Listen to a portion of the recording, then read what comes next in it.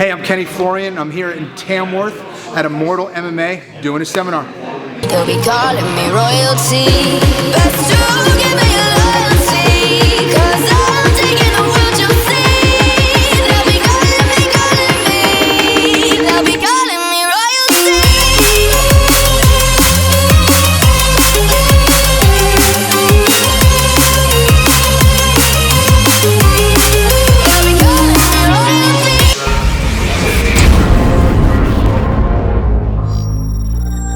First of all, Reese, thanks so much for having me. I really appreciate it. Thank you guys for coming out. I usually start with a little bit of like a little thinking exercise where we all kind of discuss certain things. I think it's important to have a certain, well, everyone's going to train for different reasons, but to have a very precise vision of what you do and how you do it, I think is very important, because just like anything else, if you're trying to, hit some large target, it's way better to have some kind of bullseye where you can hone in and really be precise with how you execute on certain things, right? For example, like, what are some of the reasons that people train? For fun, get in shape, want to be a pro fighter? What are some of the reasons? Confidence. Huh? Confidence. Mental health. Cool. Stress relief. Stress relief. Valid. Passion. All valid. Huh? Passion. Passion. It's the only way I know I don't make friends. I can relate to that, yes. Nice, okay. And all right, now let's talk about, so I guess we could say, let's say I want to do jiu-jitsu or martial arts for fun. And let's say I want to do martial arts for fighting. Would you agree that the approach and how they train and their focus would probably be kind of different? Would you agree with that? Yeah. That makes sense, right? So that's kind of an example of that. All right, and then if you were to describe jiu-jitsu to someone who had no idea what jiu-jitsu is, how would you describe it? You guys probably do this anyway, right? So what do you do at that gym over there in Tamworth? What do you guys? Trying to choke a sweaty man, and then you get choked back and you enjoy it. That's hot. That's hot. I like it. I like it. Involuntary yoga. That's good. That's always a funny one. That is true. What else, guys? What is jiu-jitsu? How do I go about it? What is it? What is it? You're explaining. I am doing what? Controlling the opponents. Controlling opponents. Using your opponent's weight against them. Ah, okay. Now we're getting into some more specifics. Leverage. Leverage. Got it. Yes. Chess. Oh, there you go. Chess. Okay. But chess, I mean, I don't know. I've never seen jiu-jitsu before. I've seen a chessboard. I've seen chess pieces. I don't know what that means. You guys move pieces around? What do you guys do? Just wrestling with different rules is what I tend to tell people who have no idea what it is. Everyone kind of knows what wrestling is like. Okay. You guys pick each other up and throw each other? Sometimes. When they don't pull guard. Are there submissions involved in wrestling? Okay, so you guys don't do submissions either? That's the different rules with wrestling submissions. Okay. Still general, pretty general. I don't have a better idea of what jiu-jitsu is necessarily, but okay. What else? Just fighting with no striking, I guess. Fighting with no striking. Okay. What else? It's a systematic way of controlling the opponent with grips and grabs to be able to take them from standing to ground position to then get a dominant position on them with the aim to get a submission to sub them so that they tap out without being able to you will get something on you. It's easier. That's not the ideal description, I guess. I think that's an excellent description. I think that's really good. What's a dominant position? Where you are able to move around freely and your opponent is sort of scuffled or they're pressured down or they're in a position where they're having to try and to escape because your weight is upon them as opposed to them being on you. Where you can cause damage rather than they can't cause much damage to you. I think that's fair as well. Yeah, I think that's an excellent description. It's really good. Okay, so as we go through, right, like the more descriptive we are, the ways that we see things help us achieve that. If I see it as, and again, I'm just using you guys as examples, so I'm not trying to be a jerk. But if I'm like, oh, well, it's fighting. Shit, it's fighting? Striking? Sounds a little scary. Like, oh, you guys just beat the shit out of each other? Like, what do you do? Like, slam each other's head against the wall? Like, what are you guys doing? I don't know. Is jiu-jitsu, is it rough? Does it have to be rough? Doesn't have to be. Huh? Doesn't have It doesn't have to be. Sometimes it is, though. Do I slam you guys on your necks? Like, is that allowed? What is so the systematic? There's this like systematic way about it. There's certain control points of the body, right? Right. I think that's good. I think the only thing I think we could add to that, and how I see it anyway, and it's a way, not the way, right? Is I would say it also involves efficiency, wouldn't you say? You ever roll with someone significantly smaller than you that absolutely destroyed you, and probably did so like kind of easily? I think about your first day. Like, what was everyone's first day? If you guys want to rate, like, what was your first day of jiu-jitsu like?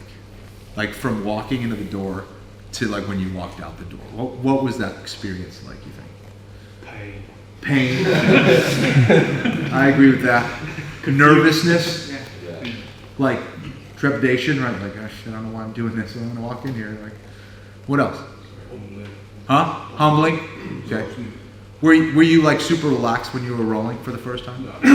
You're probably the opposite of that, right? Tense, using tremendous amounts of energy to achieve little to nothing, right?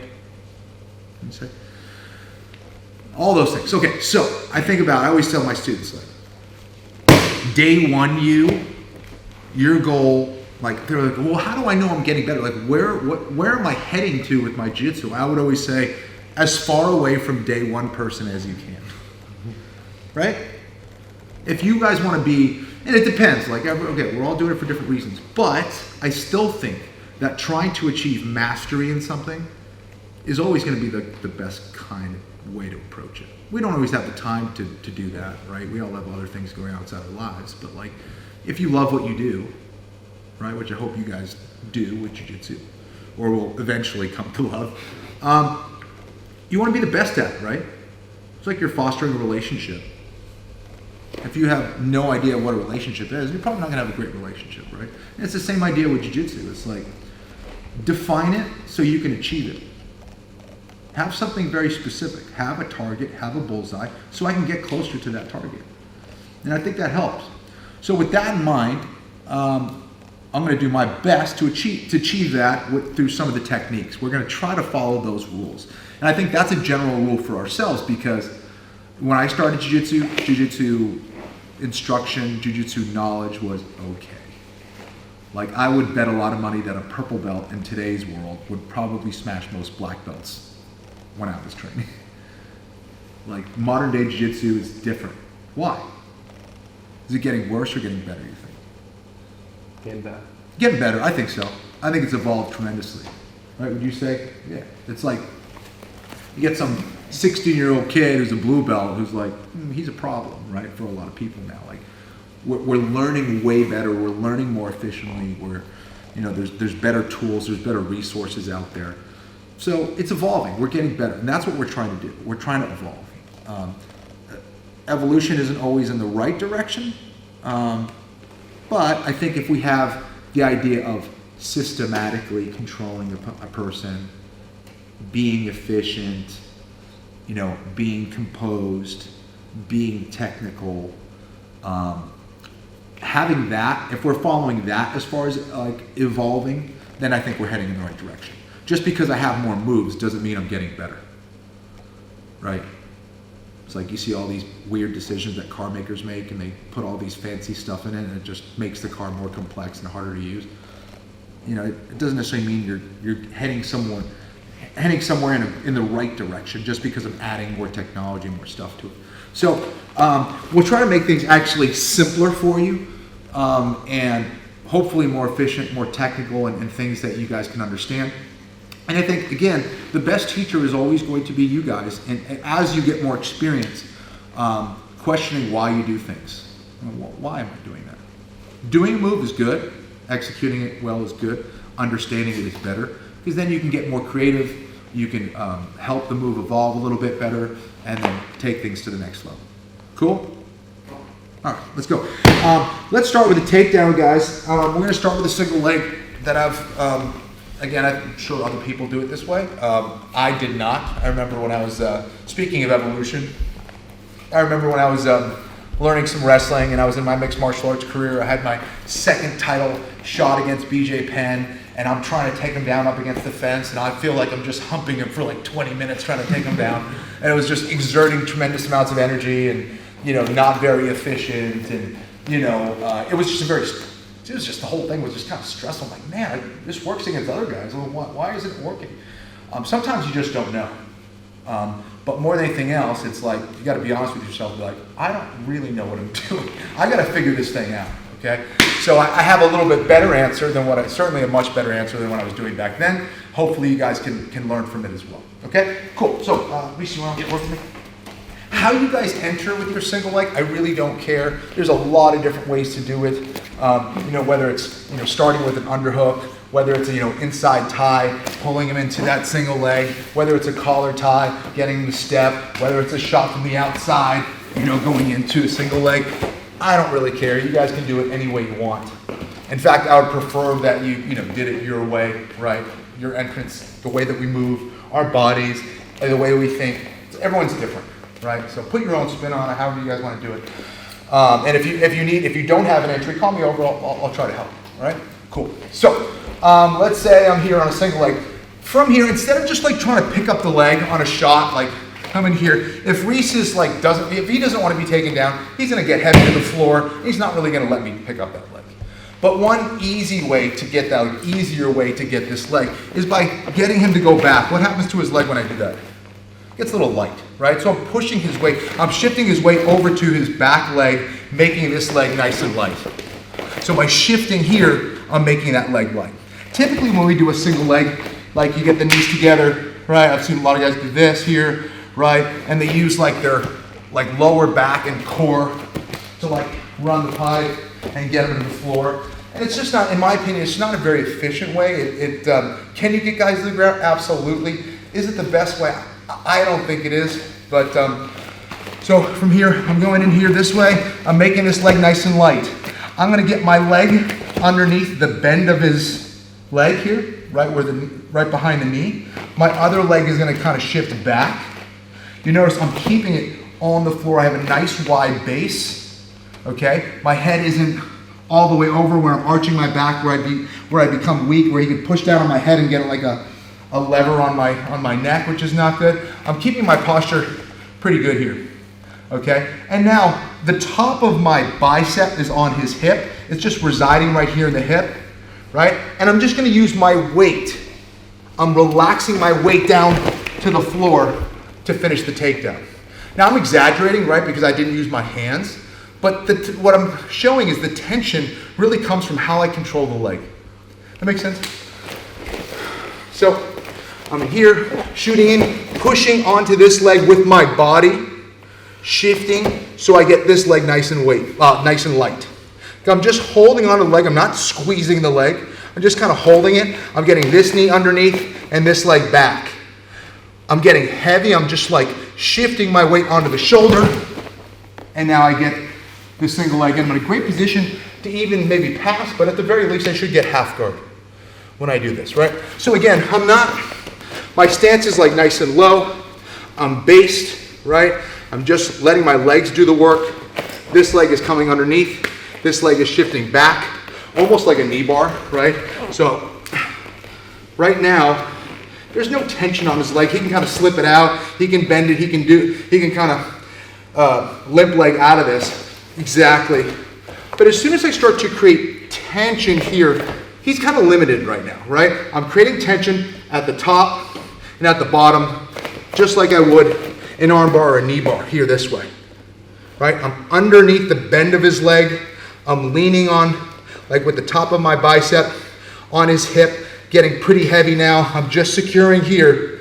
And now I'm just gonna relax my weight here. And it's very efficient. I'm not using a whole lot of muscle strength. Like I'm just using my weight. Like even now I can feel he's getting tired, right? And I don't wanna send him over here. I don't wanna send him towards his leg. Where would his leg be? Straight down here, right? So I'm gonna send him back down this way. Does that make sense? Cool. So let's spread out, guys. Please call me over if you have any questions. Let's watch out for the walls and each other when we do the takedown, and we'll go from here. Let's do it, guys.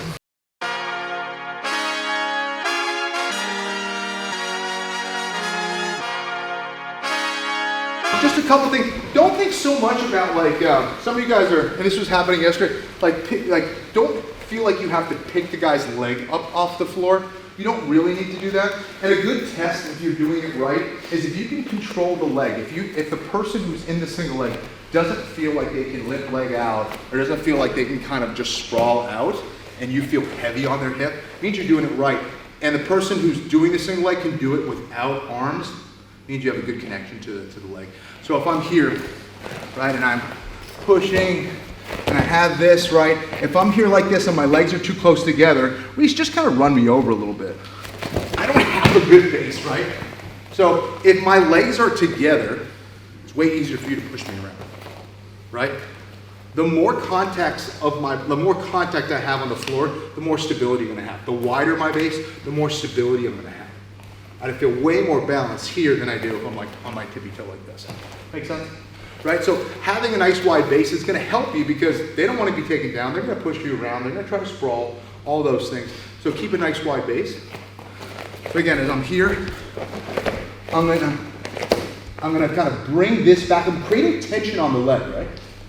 Like I'm not just letting, now he doesn't really have much of a choice of where he puts his leg. So the more tension, and if I bring this back, but I have this back, see how he gets his leg down on the floor? So these are working together, right? Much like if I have a jiu-jitsu belt or, mind if I take this? Yeah, of course. Right? So right now, if I'm trying to control this thing, like I can't really maneuver it so much. Once I create tension, right, at one end of the lever to the other end of the lever, now it's taut. Now I can actually move the whole of the thing, right? And it's the same idea here on the leg.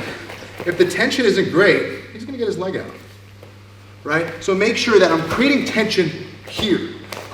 Underneath the knee, I have control of the top of the hip. I'm bringing this leg back, and I'm still balanced the whole time, right? And again, if you can do it without arms, it means you're doing the proper things with your legs, right? Of course, we want to finish with the arms. That's how we're going to do it. But just as a little test for control, try it without your arms. That makes sense? Cool. Let's do it, guys. Up. Good. Just hold it. You feel good. Put your hands behind your back. Do you feel like you can get away from him? Now just relax to the floor. Relax to the floor.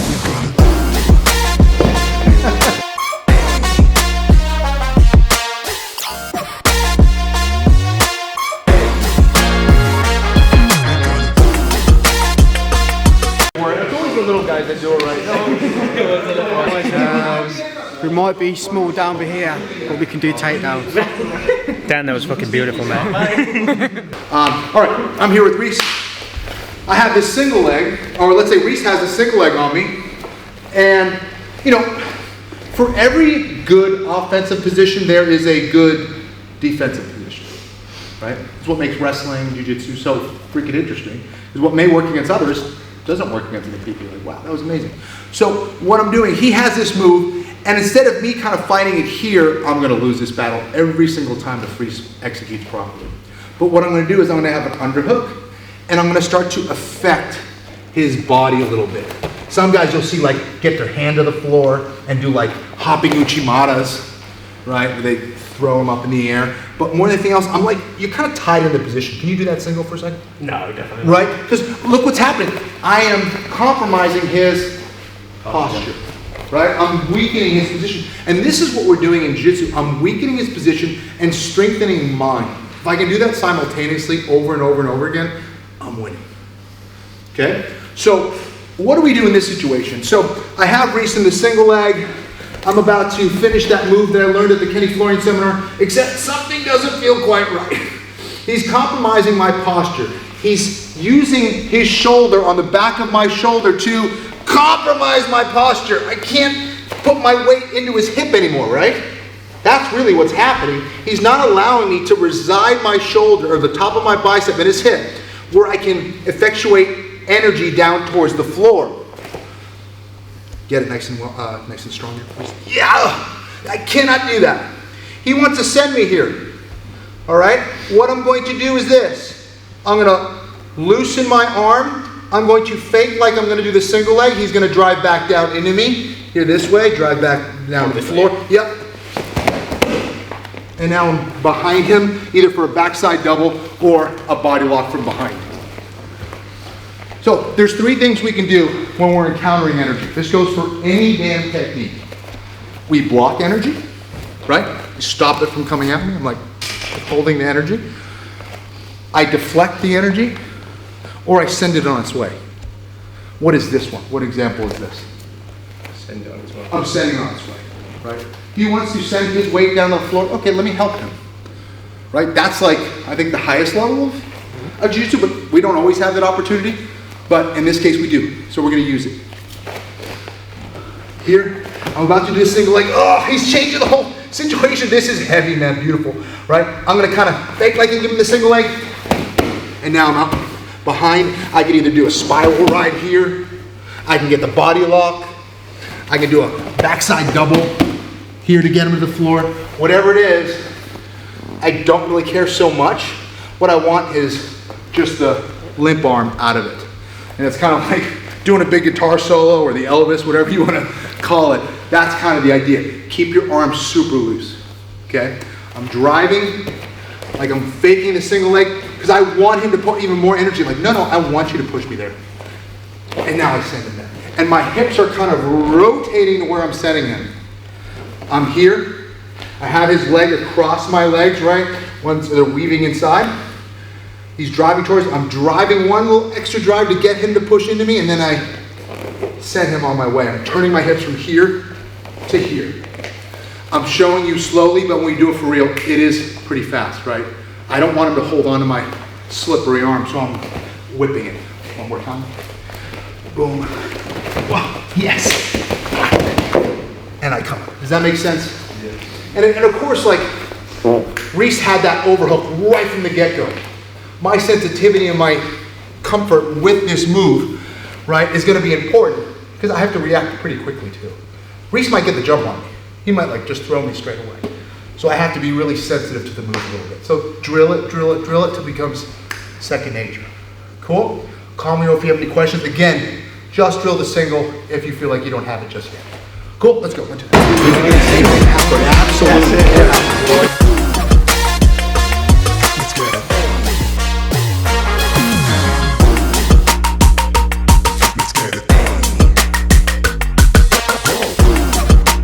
This single here, he's gonna like, no, I don't want to go over there. He's gonna start driving me over here too, and I'm gonna time it. Great question over here. Great question over here, and this is where I'd much prefer for you guys to get the macro, and then we'll kind of hone in on the details, the micro later. But this is one of those instances of the micro. Now that you guys are getting this, we have a great question that I do want to address. What's the grip?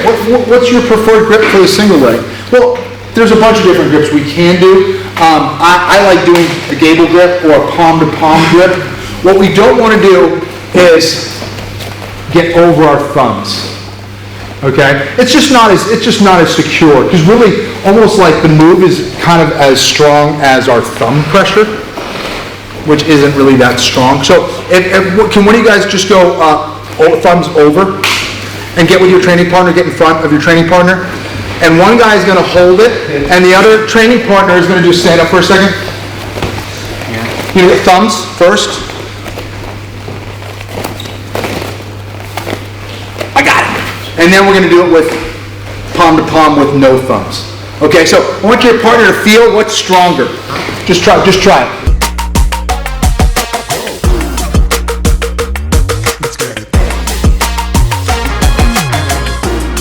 What are we doing there?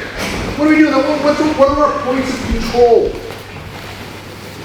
Where is our shoulder, or top of our bicep, more precisely? Hip. Yes. And we're controlling any part of the leg, or where are our control points with our legs on their leg? Huh? The joints, absolutely. This is a lever. Do we have more leverage at the end of the lever, or just like the middle of the lever? Middle. No. End. Yeah, the fulcrum is this, right? The middle where the knee bends. That's, this knee goes underneath the fulcrum, and this calf is at the end of the lever, creating that tension. Does that make sense? If you're partially right, I probably didn't understand that question. That makes sense? And so I'm creating from the top of that limb to the bottom is controlled the whole way. Cool? All right, awesome. Let's talk about passing, okay? And again, there's a lot of things they can do, to counter. We're going to go through some of those scenarios. Like, it's like, well, what if he does this? And what if he does that? And what if he, yes, there's a lot of things to do. But we're going to go through a couple scenarios and try to shut down as many of those questions as possible. We'll get there with other things, but okay, let's see. Reese is on the floor. On guard, in guard. And we're going to start. So what we're going to do from here is I'm going to kind of split him in half. I'm going to step in the guard, okay? And I'm going to put my forearm right across the hip. I'm going to take my hand and kind of pull with my fingers onto his back to create a nice connection. And I'm going to open up my elbow a little bit here this way. So what I'm doing is I'm controlling the inside of his leg, the adductor, which isn't the strongest muscle. Okay, so I'm opening that up so it's hard for him to clamp down with his legs and prevent me from passing, right? I don't want to get these frames in the way. I want to get them out of the way. And my goal is to get on the inside of his body, the inside of his frames. Right? You stand up actually for a second. All right, and if I am here and you're trying to get to me, just kind of pull towards me or try to get chest to chest with me. What is he doing? Getting on the inside of my arms, right? He needs to clear these things, otherwise he has no chance. Right? And it's the same idea here. I don't want frames in the way. I want to get on the inside of the frames so I can get torso to torso, essentially, right? So from here, I'm going to place my forearm right across the hip. I'm controlling his back with my fingers, opening up my elbow here. Okay? From here, the big problem is, you see Reese automatically is starting to turn and face me. If he can turn and face me, he can make it difficult for me to control him. I can only really control him, we were talking about control and pinning, if I can get his shoulders to the mat, similar to wrestling. Right? That's what they're trying to do. They're trying to get the shoulders to the mat. Then they can pin, they can control that body way better. And you'll notice my arms are kind of tied up. I have one forearm across the hip. I got the other one on the knee. You'll notice I'm not opening up my elbow. What would happen if I did it? Yes, Kimura City, or right, reverse armbar, shoulder crunch, whatever you want to call it. He would start to do that. He'd start to pry my arm away from my body. I don't want that. I'm going to keep everything to myself here and tight, not allowing for that opportunity. Now I need something to pin those shoulders. What do you think I could use? Maybe shoulder, but what else? Head, yeah, exactly. That's kind of like your first frame in a way, right? It's also a lever, but it's also a frame. I can come up, and if I do this, I'm gonna drive. What would I do with my body to try to pin that shoulder? Shift your weight. Shift my weight, yes, how? Talk me through this. I have no idea what I'm doing. Start putting your head to the ground. Huh? Moving your head to the floor. Load your body Driving it to the floor. No, try to get to no. Go this way, like this. Move your legs. Huh? Move your legs. Legs? Okay, but if I go with my legs, you can get underneath me, right? This is good. This is why we want to really be super specific, like what we want to do, because this is where we make mistakes. We're like, fuck, what the hell happened? So, it's kind of tricky, right? So, I'm going to get my head. I'm going to use my head on the shoulder. You guys are correct.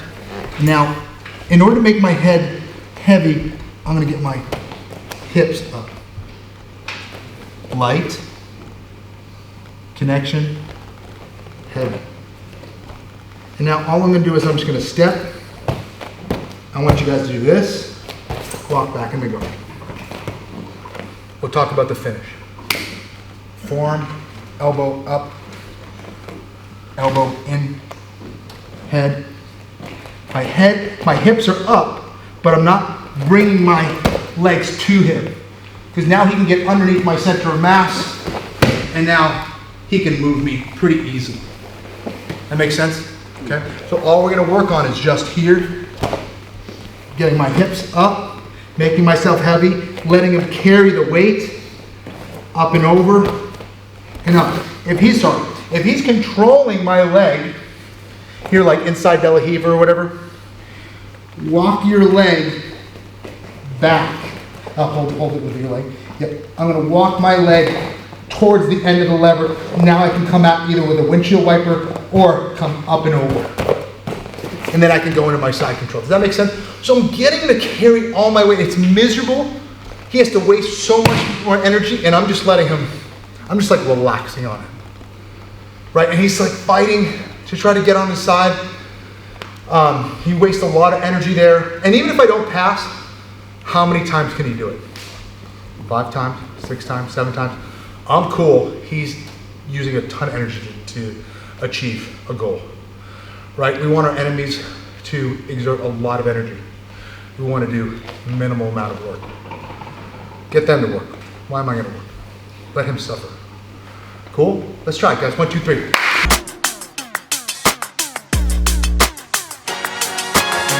I'm going to take the blame on this one. Let me be more specific on how we should place our head, okay? Sorry, so when I'm doing this, I want to make sure, for the most part, when I'm doing something, when I'm supporting a weight, when I am, again, like, you ever see anybody lift weights like this? They're doing it. Typically, their head's always like up. If they're doing a deadlift or Olympic lift, their chin is high. Like, you see someone walking around like this looks strong, it looks athletic, right? It just looks weak, and it is, right? The structure of your body, you want your bones of your body to do all the work. That was to hold the weight up, right? Like when they do the, final lift. They're here, they're completely straight. Why? They want their skeleton to support the weight, not the muscles. There's a lot of technique involved in it, right? I'm terrible at it. All right, so from here, right, same thing. I want to pin the shoulder, I'm going to do like this. Does this look good, guy? What's wrong with it? Putting my neck in a position where I try to break it isn't good? Is that what you're telling me? Really? Sounds fun. It's so weird. All right, well, what about this?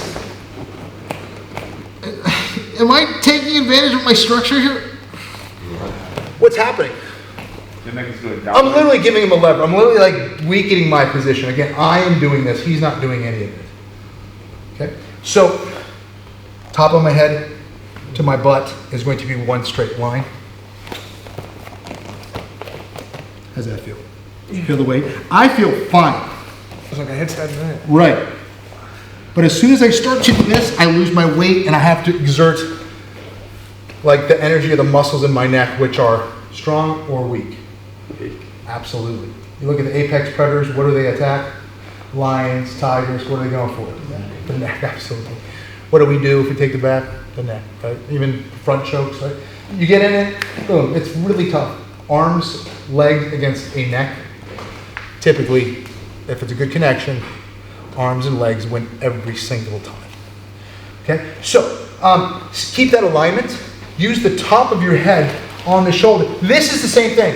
If I were to do this, I would come here. I'm not doing this. Turn towards me. I'm putting my weight behind it. Right? This is a way different thing. Let's have a wrestling match. Arm wrestling match. Take your arm out. Okay. I didn't get any stronger. I just shifted my weight. Does that make sense? So we can do things, right, superficially by just shifting our weight. All of a sudden be like, oh my gosh, I have a gorilla controlling me, right? So just shifting your weight and having proper structure, you can become not strong, but powerful. Be powerful. Let's try it. Push shoulder. Weight. Good. Get your hips up. Now walk your legs up and over into side control.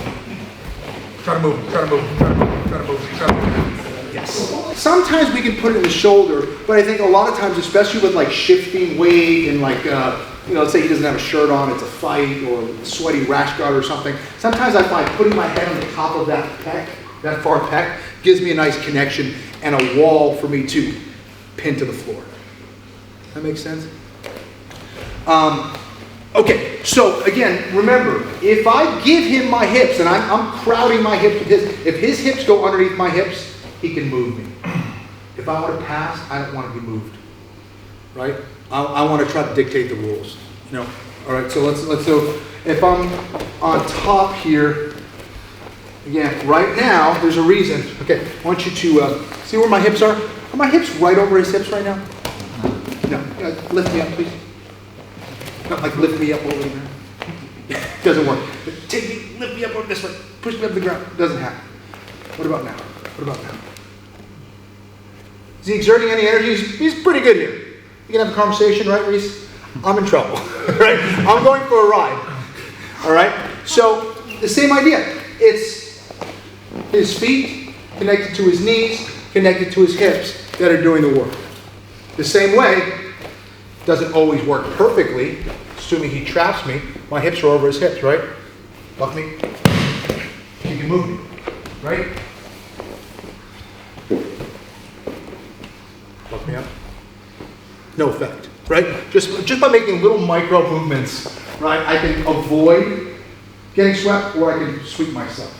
A lot of times it's guy on top sweeping himself. Okay, so from here, I'm on the inside, opening up the elbow, getting my head, putting on the shoulder or on the pec.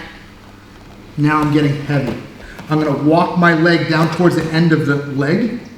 Here, he can control it. He's got a nice bite on my leg, you see that? I'm gonna walk it down. Now I can windshield wipe. I'm gonna push this, I'm keeping my elbow tight the whole time. I'm pushing this out of the way, and I'm bringing my hip to his hip. Now I'm going behind his head. Am I clearing out? Am I completely past his guard? I agree, Reese. Not yet. It looks like I am, but not quite yet, because even if I'm behind his head, he can still turn and face, and he sneaks that knee back in, and I'm in trouble. He cannot turn towards me if I am making his head face the opposite direction. The way the spine works, it needs to work in unison. This is the face, the whole of the face, the spine, right? This is the head, and the bottom of the spine needs to work in unison. If this is over here, the head is facing over there, the spine can move a little bit, but it cannot complete that rotation. Does that make sense? So when I do walk my hip to the hip and I get behind the head, my work is not done. I'm going to turn my shoulder and get it across his cheek. Turn and face me, please. Especially if I'm on the inside of this arm, like if I'm on armpit, he's in trouble. Now watch this, everyone's like, get an underhook, get an underhook, get an underhook. Turn face facing. It's not gonna happen. But watch this, this little move, get an underhook. Go. It looked like I had it, right? But you can feel the pressure on your neck. It's like totally different. Like, my neck is going to break to, I can move easily. So where do I put my shoulder? Right across the top of that orbital, right at the top of the cheekbone.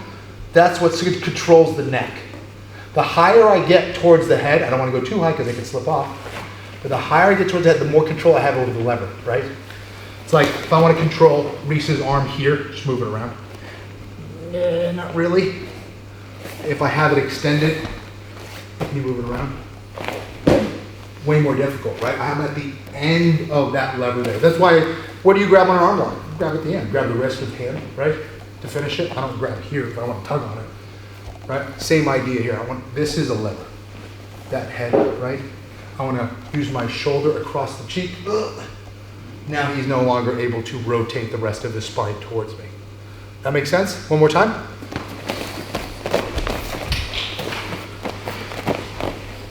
I got heavy because my hips came up. I'm walking my leg down towards the end of the lever here, keeping my elbow in. Windshield wipe, open up the hip, get hip to hip contact, grab behind the head. Get on the inside of that arm, and now shoulder across the cheek. Go ahead, Reese, try to move. to make it very difficult. That makes sense, guys? Let's work it. Question. So for the guy above, like obviously to avoid that, would you just try not to obviously get a hand and in the head? So if you try to defend, Ideally, 100%, exactly. Never let them control your head. Don't let them get that arm behind your head. It's going to make it miserable. Absolutely.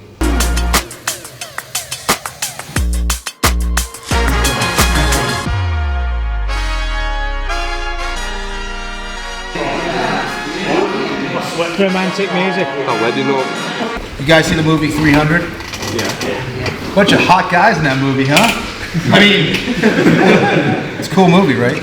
No, so in that movie, one of the things he says was take from them everything and give them nothing, right? That's kind of the idea. Is when we're passing, right? I don't want to pass and have them give them a bunch of options to get back in the guard. Why would I do that? It's going to be tough. Right? I don't want to be good. I don't want to be good against good guys. I want to be great against great guys. Right? That's what we're here for. It's like, why are you here? I want to be as average as possible. Right? No. We want to be as good as possible. Even if we can only dedicate 3 days a week, we want to give 100% every time we're in here. Right? Exactly. Cool. So make sure that we're shutting down those entries. We're shutting down those exits, however you want to see it. We don't want him to do anything to us. Right? And it's a big reason why I talk more about, instead of talking about he's on offense, he's on defense, that's relative. Especially you go against good guys, you're like, well, is he on offense? Is he on defense? Huh. I think more in terms of how can I get more options for myself and take away all the options that they have. I would prefer to have one option for myself and 0 options for them than 5 options for me and 4 options for them. Even though I have more options, still, he's got 4 options. He's going to figure that out. I want him to have 0 options, right? If I can. Does that make sense? So make sure we're getting hip to hip, right? We're really controlling the shoulder across the cheekbone with our weight, not with squeezing, right? Because, man, the fight could go 25 minutes, it can go 20 minutes, it can go 15 minutes, it can go 10 minutes. The person who has more energy over time is going to be more effective, assuming they keep, things are even, right? How many times have we seen guys do so well in round 1 and all of a sudden round 2 they have nothing? It doesn't matter. No one cares about how you did in round 1 if you don't do nothing in round 2. Right, a great example of that was just the other night, David Onama against Nate Landwehr. You guys see that fight? First of all, one of the craziest fights I've ever seen in my life. But Onama almost knocked him out 3 or 4 times in round 1. Still fought hard, but you could see he could not do what he wanted to do. Why? He had he didn't have any energy resources, right, in round 2 and round 3. He didn't have it. Even if he wanted to, he just couldn't do what he wanted to do because he didn't have the fuel to do it. A Ferrari goes nowhere if he doesn't have any gas, right? Make sense? Okay, cool. So just keep that in mind. We want to be as efficient as possible, right? You guys, I don't want to do 3 rounds. I want to be able to do, 10 rounds if I'm here, right?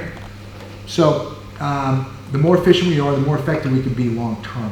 All right. So now, what's happening is if I have this position, right, and let's say before I'm able to open up my elbow, all right, Reese does a great job of almost knee shielding my frame here.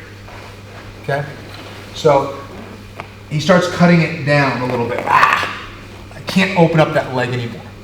What I'm going to do is I'm going to collect. I'm going to keep my elbow in tight. I'm going to collect his leg with me, and I'm just going to kind of walk back to center. I'm going to lean just a little bit and turn and fold. I'm folding his hips over to one side. Okay? I'm controlling my hips kind of at the end of that lever again, low by the leg. I'm going to turn like I'm sprawling onto his leg, and I'm just going to kind of hold him here a little bit. I can, just kind of, I don't have to squeeze like a maniac, but I just like holding him either here or at the back of his head.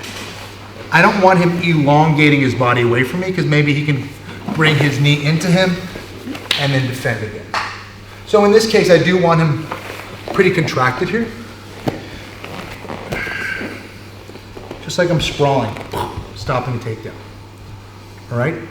From here, I'm going to do a little switcheroo with my leg. Block, block, block, block. I'm windshield wiping, pinning his leg, try to get your leg out. I'm holding it down so I bind my leg time so I can get around to his back. I want to always pass towards his back, not to where his frames are. Some people will do this, and sometimes I'll mount, but I'll never go to this side. For me, I just don't want to deal with these guys. This is where his strength is, right? I don't want that. I don't want to deal with these blocks. I want to go to where he doesn't have any blocks. And guess what? Do I have a stronger chance of tapping him from here? Absolutely, I can get to his back, right? Which we'll do later. So again, so instead of fighting this frame, that's tough to deal with. I'm just gonna walk his hips here and turn and fold his knees to one side. Sprawl, leg position, move around to the back.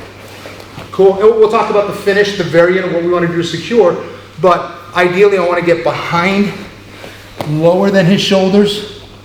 If I'm up here, turn to face me again. Not the end of the world, I probably get side control, but I do want to expose his back. So if I'm here, I'm creating that wall. Can you turn to face me? Very difficult anyway. The lower I am, I'm behind him, creating that wall behind him, where now I can take his back. That makes sense? So we're not going to do the back take, none of that, but I just want to work on passing, like knee folding. That's the most important part. Sprawling onto the legs, pinning the leg with this foot, and then coming over with the other, moving to the back. Cool? Yeah. Nice technical, fun pass. Let's do it. 1, 2, 3. Two things that I'm seeing. Again, this is a little bit more of an advanced pass. This is something I've been doing for a long, probably since 2004, 2003, something like that. Making it little refinements over time that's been making it easier. And what I'm finding is, if I'm making contact with my knees on the floor, I'm not really maximizing the space that's there. And what I mean by that is, if, let's say, if I'm down and I'm doing my little hip smash, and again, remember, you guys are coming up and standing up out of the guard almost, right? You're starting with this, he gets that frame and like, uh-oh, I'm backing up and I'm walking, look. If he wants to stay here, look what's happening. I'm opening up my body and my legs are doing the work. I'm not like gooning him over to the other side, right? I'm just walking over to this side, making his hips follow me, staying connected here. Now I come forward. But if I stay on my knees, just retract your knees recent, he's back in guard. I don't want this in the picture. Again, I want to take everything from this guy and give him nothing. I'm on my knees, take it out, especially push, done. See how I just took that space? A few inches, right? Right, but I'm just dropping down. Hook, hook. Now again, this is very important as I move to the back, get your shoulder lower than his shoulder. The shoulder is a phenomenal piece of the anatomy to block, deflect, and move your opponent. Okay? By me getting my shoulder down low, I'm creating a wall so he can't turn to face me. And look, am I utilizing the floor here, guys? Absolutely I am. You better believe it. If you're doing this, turn to face me. Whoa, this guy's so strong. No, I didn't maximize the use of the floor here. So as I get here, I'm getting low and I'm pushing off the floor here. And now I feed my hand to his wrist with a little gift wrap. And I grab my own wrist like a Kimura grip. I'm going to get my top knee and go high behind his head. And I'm going to sit. Try to move here, Reese. There's the space. Thank you. You can wait here. Sit. Control that wrist. Almost I'm pinning his wrist and my wrist to his chest. As soon as I see space, I inject my foot like a needle. I don't go down towards the groin, the inside of the leg. I go across his hip. and I bring him all the way over to this side. And I'll take my instep and I'll control the outside of his leg. I can either sandwich my feet together or body triangle if I can. Right? Let's try it again. So as I clear the legs, I can't start congratulating myself here. I want more. I want more territory, and I want to take advantage of this. Okay? I want to get low, driving my shoulder into him. Okay? Very nice tool. Here, grab the wrist, grab your own wrist. Take this knee, this top knee, get it behind his head. Come up, sit. Wait, let's say keep your legs close to your elbows. He's defending, Just gonna wait. He eventually, if he wants to get out, what do you need to do in order to move? What would you do? Pendulum? Kind of, yeah. He's got to start pendulating. He starts, and now he opens up space. He's got to do it. Unless he stays there forever, like, right? He's got to start moving. In moving, he expands his body. He opens up space. Now I take it. Right? It's a dilemma. It's like, screw it if you don't, screw it if you do. That's what I want. Right? You guys want to see that again, or are we good? Do it again. Do it again? Cool. All right, so I'm here. I appreciate your honesty. Here, I'm here, right? Knee comes up, and I sit and I wait for space. Maybe it's there straight away. Cool, thank you. Again, I'm going down. I know there's going to be some of you, because I used to do this too, where I put my foot over here. He can get out of this. It's way easy. Yeah, he just keeps going out and gets right back out again. Go here across, like my leg across his waist, and I drag him all the way over this side, because can he go through my leg over this way? No. But if I'm opening up that leg, he certainly can. Yes. How many times has that happened to us? A lot. It's happened to me a lot. Right? So, get it across his body, take him over this side. He's got to go through my knee, which is not going to happen, hopefully. And hopefully it stays connected to my body. I go here, and I can sandwich my feet together for control or body triangle. Body triangle, depending on how long your legs are and what your opponent is built like. Okay? Now I'm sitting here for control. I'm connecting my head to his head, connecting my shoulder to his shoulder, and we're in business for control. And I'm tipping his body over here. If my legs were a rope and a knot, where is the knot in this instance? If he wanted to escape and untie this knot, exactly. Reese, you cheated. You weren't allowed to answer. No, but exactly, he's right. If he wants to escape, he's got to untie this knot. Get all the way over there. It's difficult because I'm tilting him all the way over this side. Like, he's got to come up this slope. What about now, Reese? Right? He can move really easily. This is super important. A really nice trick if you want to control the back and make things easy for yourself. Create a slant. Create a slant. He's got to wiggle his body all the way up that slant. Probably not going to happen. So tilt him over, get his weight to pin on that side, and you've got him. Cool? Let's go. 1, 2, 3.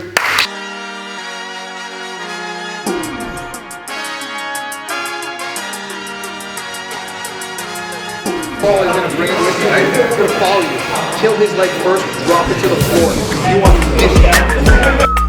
Let's get it. Let's get it. You're going to find confidence and relaxation when you know the position. When you know that you can dominate that person from that position, you don't need to rush. Right? Like if I'm here and let's say I have Reese from his back and I've already, again, I'm making sure after I passed, I did a hip smash, I'm going all the way, I'm getting behind him, using the floor to really get him to turn away from me. Grab the wrist. Some of you guys are going like this. Don't, chill out. From here, move, get out please. What are you guys doing tomorrow? You guys doing anything interesting? My little break. I'm safe here. He's in trouble. I'm gonna take my time, wait for the space. I know he can't get out. All right, I feel good now. I'm gonna go. Right? Does that make sense? So slow it down for yourself if you need to. Also, what effect is that gonna have on that person? When they try really hard to get out and you are not even sweating or you're just chilling out. The worst energy. Yeah, you're like, this guy knows something, I don't. I am definitely not getting out and this guy's not really working hard. That's demoralizing as well, right? And that has an effect. You can defeat people that way too. So, not to say you're gonna get everybody that way. Some people are just like, I'm never giving up, I'm ready to die. That's fine too, you can die too, right? Just take your time. Take your time with it, just take your time. Chill, you don't have to rush into things. And you don't want to feel rushed. That's never a good feeling. I feel like, anyone who's in a relationship and, you're upset about something, you have an argument and you sound like an idiot, right? Because you're worked up and you're like, why did I say that? It sounds so stupid. Or you can't find the right words because you're emotionally, disturbed, right? It never serves us. So slow things down. I know when I'm there and I have that feeling, it's like, oh, man, I'm never using 100% of my capabilities when I'm doing that. Calm down, breathe. It's like having your spots of rest during a fight is huge, right? Like if Reese has the mount, he's just chilling. He's like, I'm good. You're good. And he's like, I'm gonna wait. A little breath, and when I posture up, this guy's gonna get it, right? But don't rush unnecessarily, right? Take your time. If you know you're in a position of dominance, take a breath, analyze the situation, take your time. Don't miss out on any opportunities either. But if you're tired or if you need to reset a little bit, those are the times to do it in those dominant positions. That position when you have that gift wrap and you're behind him is one of those places you can chill a little bit. Okay, does that make sense? Yeah. Cool. You guys are looking really good. Looking sharp. What time is it? How are we doing on time? 8:30. Was it? 8:30? Okay, cool. You guys want to work some attacks from the back? Cool, let's do it. Let's go into a nice attack from here, from the back, which I really like. And you're seeing it more and more. It's the back triangle. Let's go for it. So I have the back. I have this kind of seatbelt Kimura style grip. I have this leg across the waist. I'm using my instep ideally on the outside of his quad here. And I have this position, okay? From here, a lot of times I can, I'm gonna use this to kind of attack the choke from this position. And typically what is he going to do? He's gonna usually grab this hand, right? I can always switch off or let him grab it, start raising my position, coming up and over on the crook of his arm. Right where the arm bends, I'm gonna put my heel right at the top of his arm, right in the bend of his arm.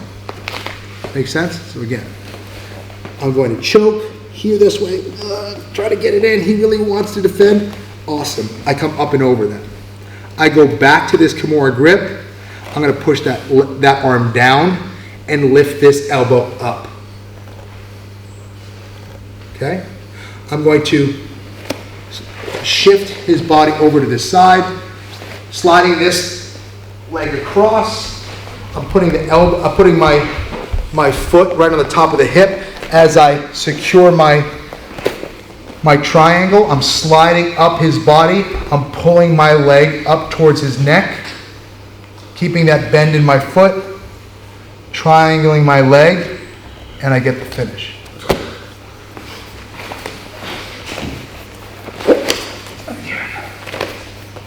Here, cross, right? I'm doing this like a body lock or leg across the waist here. I'm trying to choke here. I get that leg and come up and over. Push this down. Go back to that Kimura grip. I don't have to go across his head. I can just try to pull this up. I'm going to shift him out this way. Bring this across. And now I'm going to shift up, pushing off of his hip. Sometimes you can go to the ground, but what you don't want to do is do this, because look what Reese is going to do. He's going to pull his elbow down to the mat, and he's out. So take up all that space. He cannot go through my legs now. Slide up, triangle, squeeze, and we finish. That's the way you can hold it. Yes, it's exactly like you would on the regular triangle, this way, right? Front triangle, this is the triangle from the back, or Oshiro Senkaku, right, for you judo nerds. That's what, that's the Japanese term, right? So that's what we're gonna do from the back. Cool? Let's try it, guys.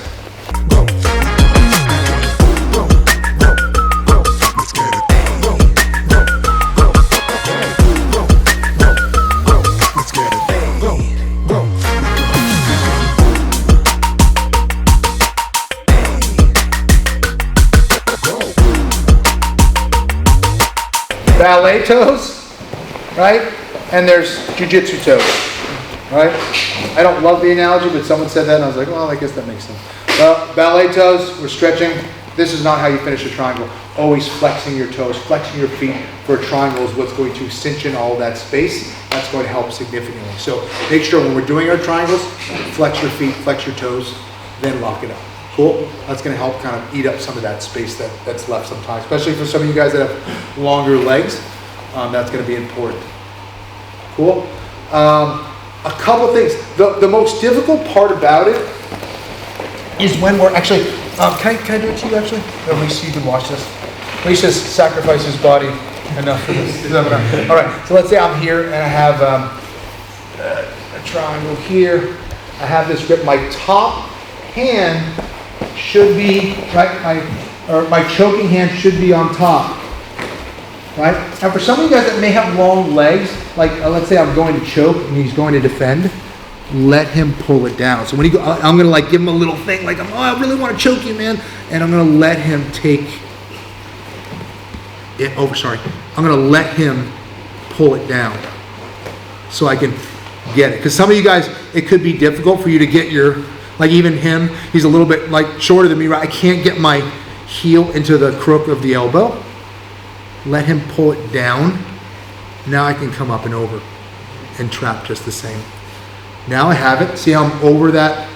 Like now, I could also, because I've taken away one of his defensive arms, what else can I do? What? Absolutely. He's one defensive arm down, right? I could finish here too. I would recommend that for those of you guys, especially that might be more complicated for you, too complicated for you. If not, this is a nice option. Lift the elbow up. Here's where I'm seeing the hiccups here. Take him over towards this leg that's over the arm. Take him to that side and reach for that shin, or the ankle I should say. Don't grab your foot, grab the ankle and immediately retract. I know it's tempting to lock up the triangle. He will escape. Either use the floor or use his hip to come up, then cinch it up, and then finish the triangle. Cool? If it's loose for some reason, let me loosen it up there a little bit so I don't hurt you. If it's loose for some reason, and I'm not able to get it, my legs are too long, he's really fighting super strong, he's pulling on my knees to open up a little bit of space, right? We have other options as far as shoulder locks, wrist locks, and straight arm bars as well. Cool? So there's some nice options there. And typically everyone, you take the back and we're like, all we have is the rear naked choke. A very powerful move, but there are some feisty guys out there who are just gonna survive. They're just like, well, I'm doing everything to not tap, right? We do have other options. This back triangle is really powerful, right? I think we'd all agree. Our legs are far superior in strength than our arms. And we kind of forget about that move. It's a nice one. Cool? Let's try it, guys. Keep going, keep going, keep going, keep going, keep going. That triangle. Yes. Game over. Yes, that is. No. Yeah. Show me a choke, thanks. Awesome job, guys. Is there anyone feeling confident enough to start from the feet and execute every move that we did today. Yeah? Let's do it. Awesome. I love it. Get together. You're going to do single leg. You're going to do one of the passes, take the back, and then triangle from the back. Anything else? Did I miss anything else? I think that's it, right? Pretty much? Let's do it, man. Let's see an entrance.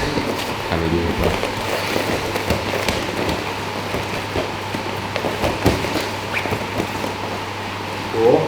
Get him to go to his guard. Yep, go to his guard, go to guard. Perfect.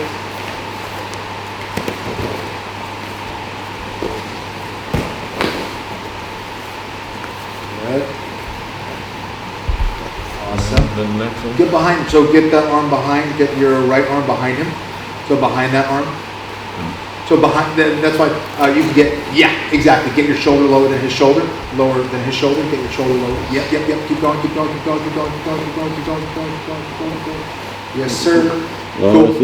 Now collect the arm.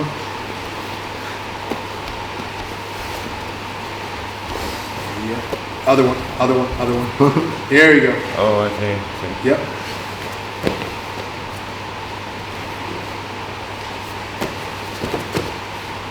Nice adjustment.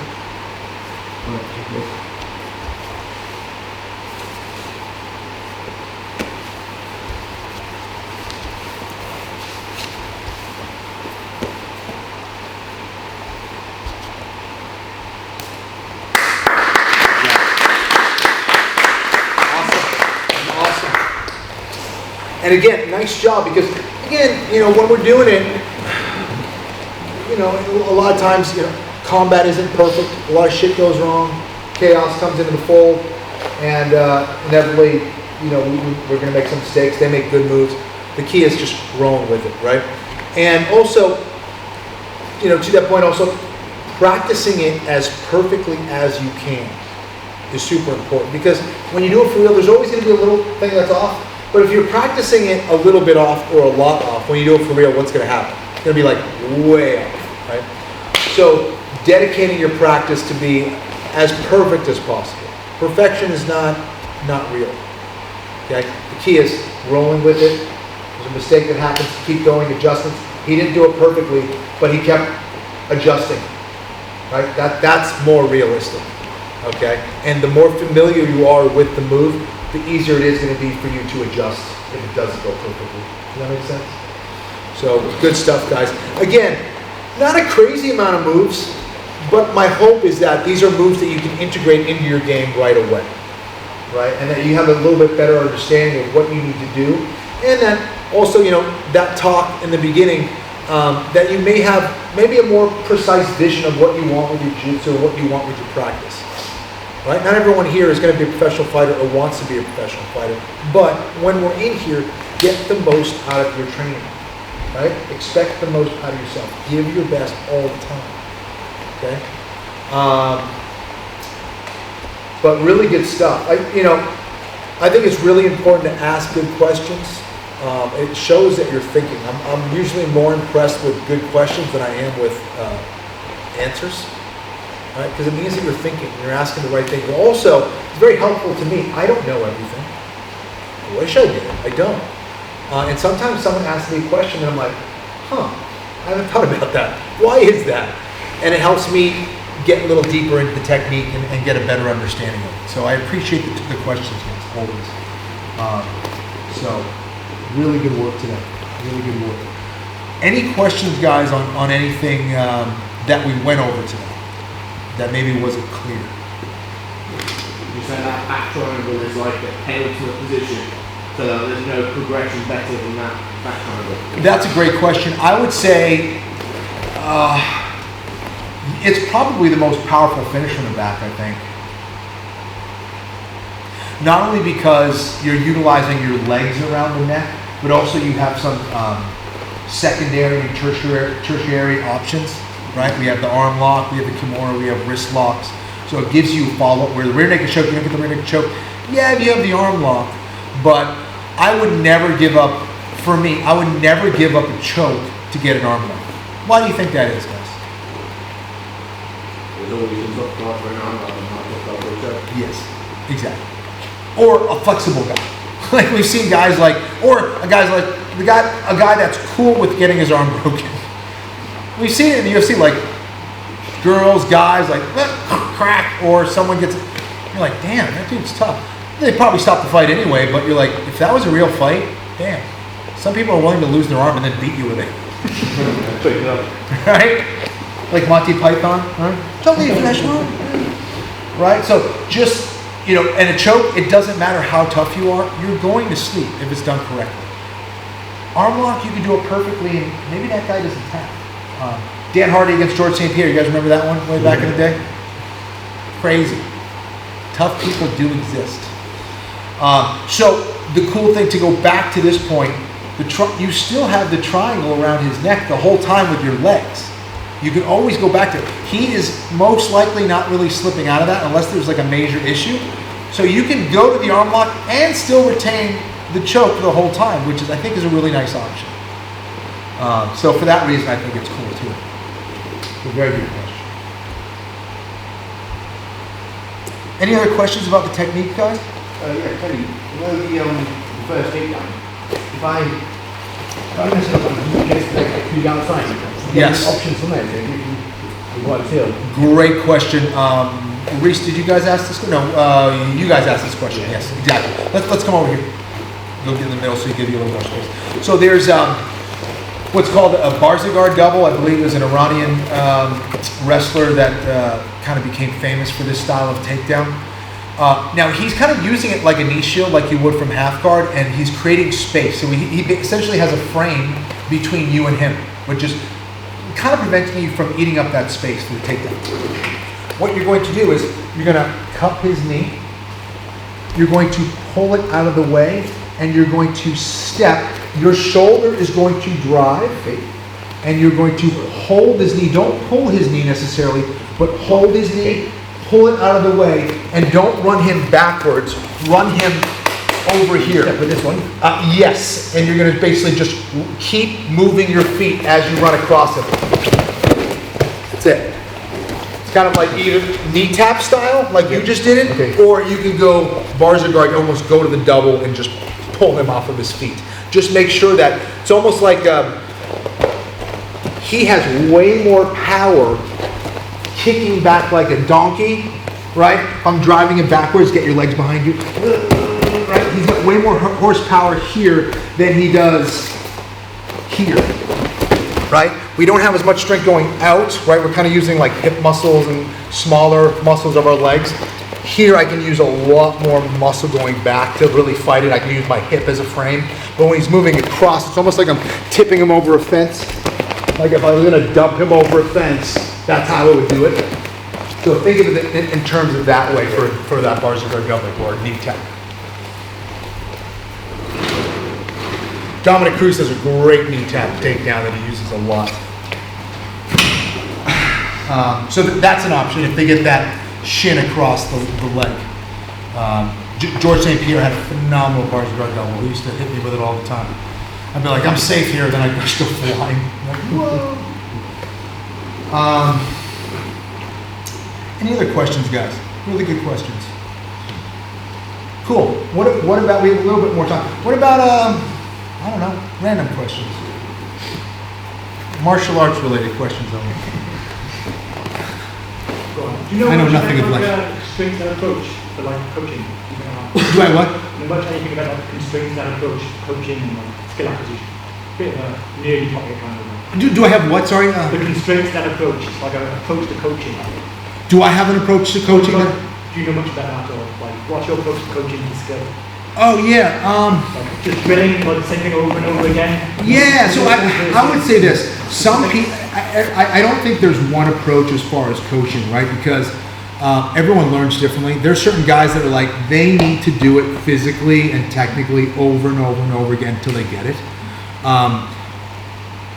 There's certain people, like my brother's really good. My brother will like see things once and I'm like, oh, I got it. And then he'll do it. And I'm like, let me see you do it. And he'll do it perfectly. I'm like, what the hell? There's other people that need to understand. I'm like, I need to understand it for me to trust it. I've always been that way. Like, I'm like, okay, I can do it, but I'm not sure I can really do it. I'm not sure I know it. I need to be like, I need to know why it works. And once I know why it works, then I'm like, okay, I can get this to work. And I can at least problem solve things a lot better. One of the worst things is when you, even if you can do it, but you don't know why you're doing it. Like, oh, what'd you do? How'd you get that submission? I have no idea. Like, that's not a good place to be either.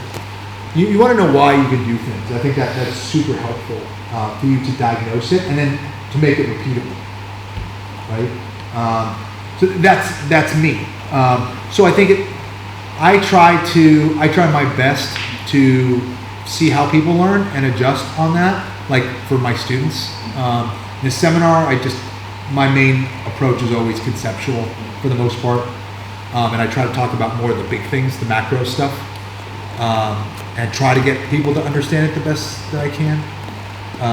Not always a perfect thing. I always find that like, each time I kind of refine it, but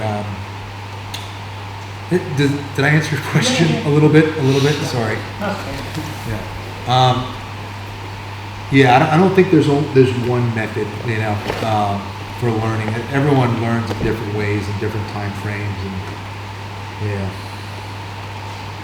what I do think is helpful, and what I do suggest is like something like seminars, classes. I would keep a journal. Starting when I was a white belt, I would write down moves, what it was, what I learned. It would help me remember it, and I would, in my mind, try to go step by step of what I thought I heard or how I saw it. And I would also have my journal to document training sessions, what I did well, what I didn't do well, where I felt uncomfortable, where I felt comfortable, what I was doing, what I wasn't doing, how I did in a tournament, how I didn't do in a tournament. And it seems like a lot, but it really isn't. And what it served as is like, that was kind of my honest account of how I saw things. And that way I'd hold myself accountable. I can be more specific with my training. I can go to the journal and be like, oh yeah, my passing sucks. I need to work on passing. Or, geez, my guard was really off from half guard. Make sure you address that like for that week, and then I'll talk about the drilling and what I was working on. And it's nice because then you can also kind of go back and see how far you've come along. And I always think it's just a good practice in general. I think it's really, really helpful, and it's just for you. So whatever the hell you want, but I think it's a nice training tool. So that's a cool thing. Were you gonna say something? Sorry, yeah, I was going to ask you a question. It kind of leads on to Gareth's question. He has this debate with you, we talk about it all the time, as in practice versus training. So, like, as in practicing the technique, getting repetitions of the technique, as opposed to applying that technique in a live reactive environment. Okay. This is what he's getting at. Okay. Dude, if I'm not understanding, tell me. I told you, I'm slow, but once I get it, I get it. Some specific like sports science terminology as well. Awesome. No. Brilliant question. I know where you're going now. Okay. Because it's a broad question. I wasn't sure. This is more specific. Okay. Awesome. You can drill all freaking day long. And again, this is different. You got to train. You need to do it for real. Here's the happy medium between both those things. Doing it for real and drilling. You know when someone says flow rolling? I'd say like 90% of people who train jiu-jitsu don't know what flow rolling is.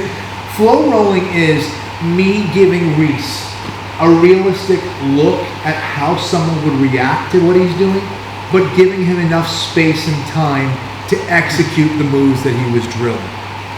Does that make sense? I can't feel like, hey Reese, ready? Like do that single that we went over. I'm gonna give him a realistic look. We're gonna flow roll. Dude, wow, that was really good. He got nothing out of that, right? I was just like a floppy fish, and I didn't give him a realistic look. Or I could do this. Like, hey man, let's flow roll. Let's go light, bro.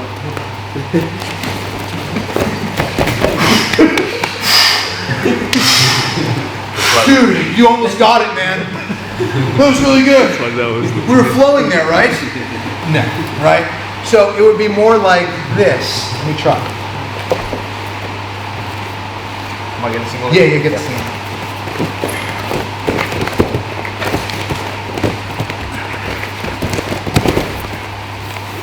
Gave him just enough where he had to go through 2 or 3 kind of moves, right, a little bit.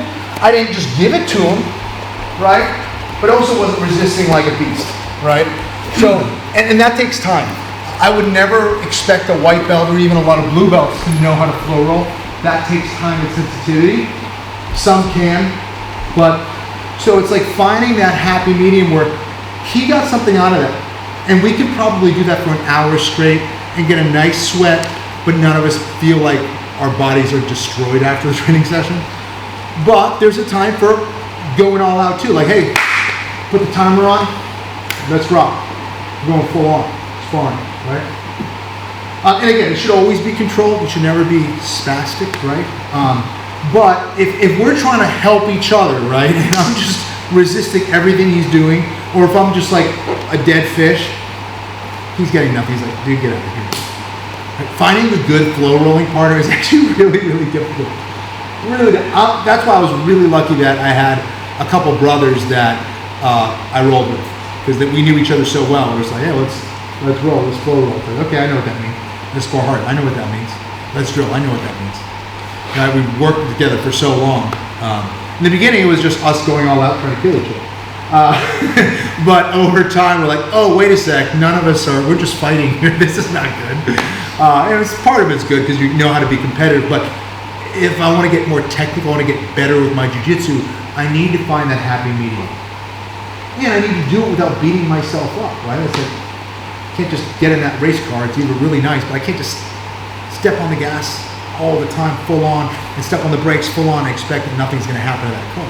There's going to be repercussions for that. And we're in this for the long term. You know, I don't want to train for this for 6 months. I want to train this for as long as possible, right?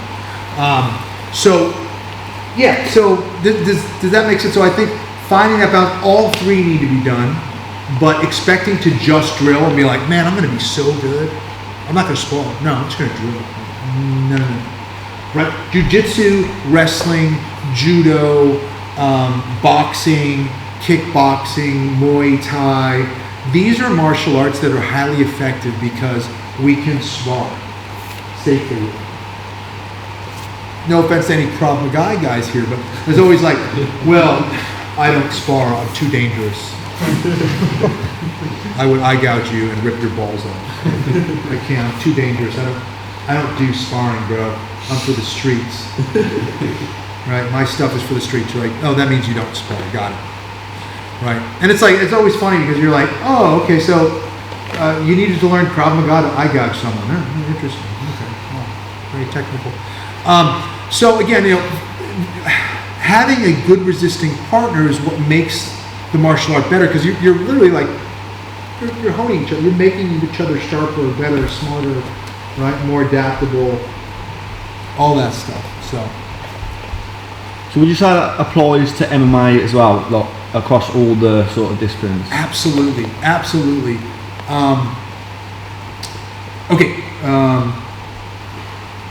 People talk about people losing their chin, right, over time. I don't want to use any names because, you know, I'm friends with a lot of people. Sparring, fighting, that takes its toll on it, right? We all agree. We've seen fighters, amazing chins, then all of a sudden, not so amazing chins. You're like, well, what happened? Right? Well, it's very real. The effects of what you do, there's repercussions for that. You can't expect to be like a bull and be like, nothing's going to happen to the horns, nothing's going to happen to the head. Eventually, you use it enough, there's going to be repercussions for it. Your body, you know, it's not this machine that was necessarily built for fighting. What made humans good at fighting was our ability to use weapons, actually, right? So we have to be mindful of those things. All right, I can trade, but I'm going to feel the repercussions of that. That's why efficiency and effectiveness is super important as far as your mindset. Do you want to be durable? Do you want to be tough? Absolutely. And you have to know those things every once in a while through your sparring and your fighting. Should you be leading with that? Probably not the best. Or just expect to not have the longest career. You can't fight like that for What percentage of... Did that answer your question, by the way, sir? Yeah, sound. Okay, so just finding that balance, like light sparring. Okay, today, hard sparring. But if you do hard sparring 7 days a week, 6 days a week, 5 days a week, maybe not. But you can do 5 days a week light sparring and still get a lot out of it. But it can't be to the point where it's not realistic. It's got to be real looks. You got to have control. You got to go with more experienced guys, right? The most dangerous people in the room are white belts and blue belts. Sorry. But they really are. It's just, the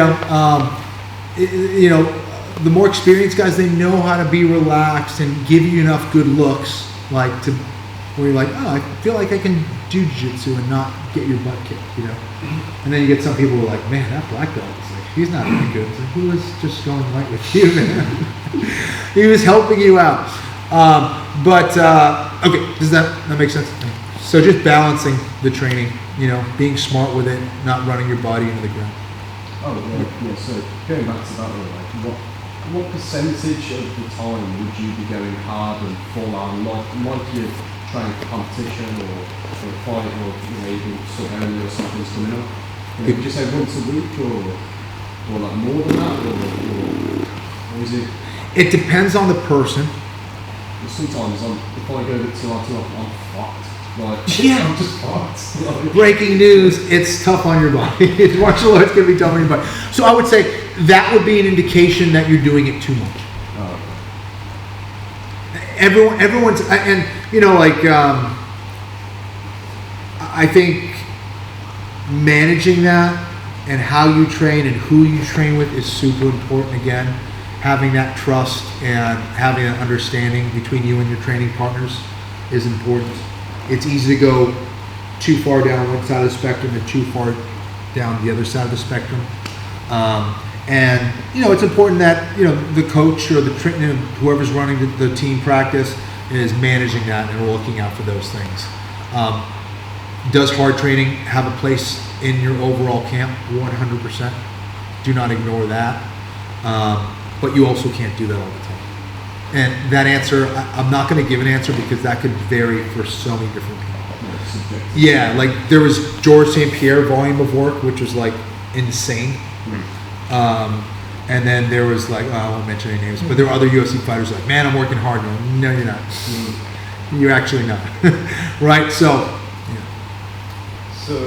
obviously, outside Matt, what would you do for strength and conditioning, and like how would you improve, I don't know, your stamina and stuff like that? Sure. And stuff like that. I'll say this might be a little controversial, but what is better to get in shape, to get you in shape, than doing the sport that you're trying to get in shape for? What would be better than that, you think? Doing the sport. It's like, man, I gotta get in shape for basketball season. I'm gonna go running. And you're like, well, why don't you just play more basketball? More basketball, eh? Interesting. Let me try that.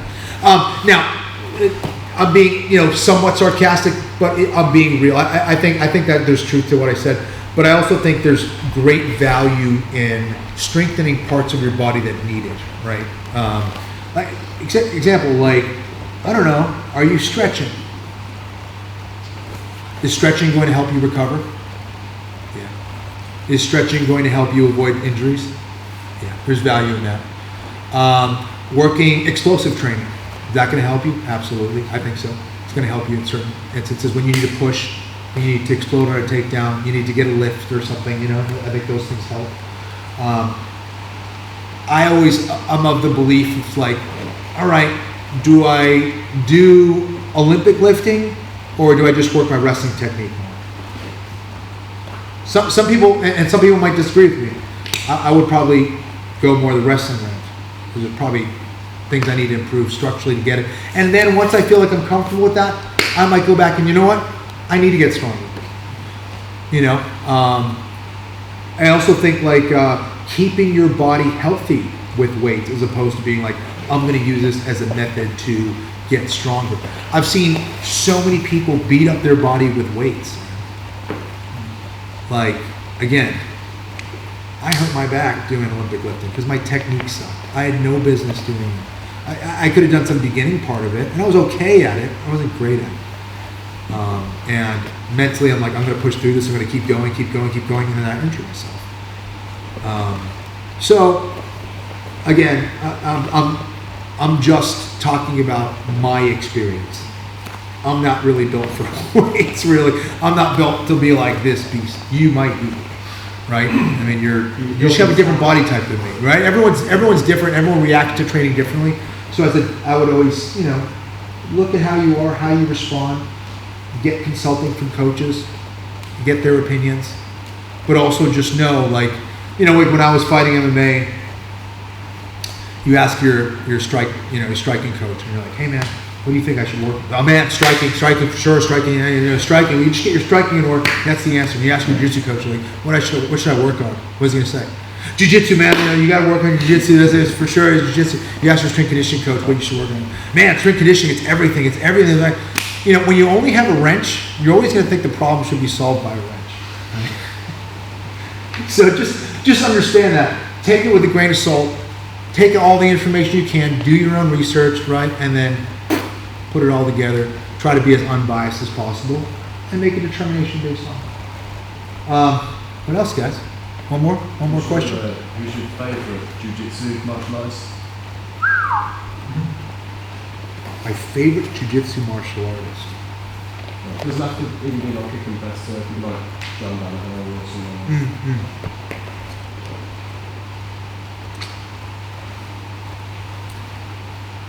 something. Right now, at present moment, overall, based on what I've seen technically, what I've seen mentally, what I've seen work ethic wise, what I've seen from a talent perspective, what I've seen from a physical perspective, Mika Galvao is really, really impressive. Mika Galvao. Just like Andre Galvao, same last name, different family. Mika, M-I-C-A, Mika Galvao. Won the world championships this year, first year at black belt, 18 years old.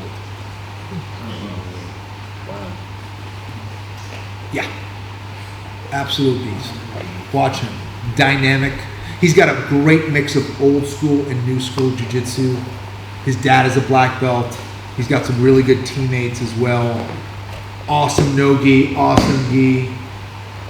Just mature young man. You're just like, who is this guy? Like, martial artist to the core. Doesn't talk shit, a phenom. And just amazing. To me, he's the guy that kind of stands out to me. He's going to be dominating for a very long time.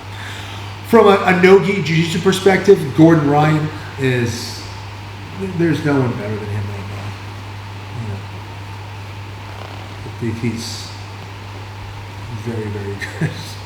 Head and shoulders above everybody else right now, whether you like it or not. But he's amazing. But guys, thank you so much. Again, Reese, thanks so much for having me. Thank you guys for coming out and supporting the seminar. Speaking of supporting the seminar, my man Dwayne over here, do you have t-shirts? No? I've just had a message off Steve saying that he's left them in the boot to the course. Oh, you did? Okay. It can be ordered. I can take payments. Yeah, if you guys want, and it'll be free delivery. We'll cover the cost for the delivery. Yeah, we have some t-shirts that we're selling through Grappling Gorilla that has the Kenny Florian seminar tour. They're 20 pounds.